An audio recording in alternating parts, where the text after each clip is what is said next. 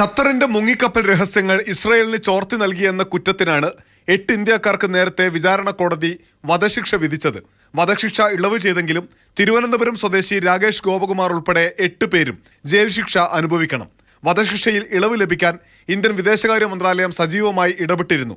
പ്രധാനമന്ത്രി നരേന്ദ്രമോദി ഖത്തർ അമീറുമായി കഴിഞ്ഞ മാസം കൂടിക്കാഴ്ചയും നടത്തി. ഇവരുടെ മോചനം സംബന്ധിച്ച് ഇന്ത്യ ചർച്ചകൾ തുടരും. ഖത്തറിലെ അപ്പീൽ കോടതി ഇവരുടെ വധശിക്ഷ റദ്ദ് ചെയ്തതായിട്ടുള്ള അറിയിപ്പ് കിട്ടിയിട്ടുണ്ട്.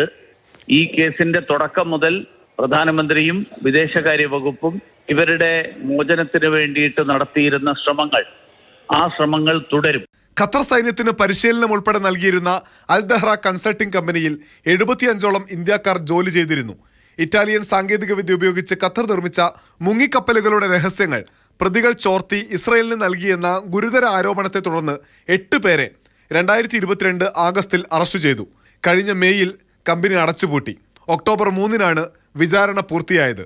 ഇന്ത്യൻ നാവികസേനയിൽ 20 വർഷത്തോളം സേവനമനുഷ്ഠിച്ചവരാണ് കേസിലകപ്പെട്ടത്. മാതൃഭൂമി ന്യൂസ്, ഡൽഹി.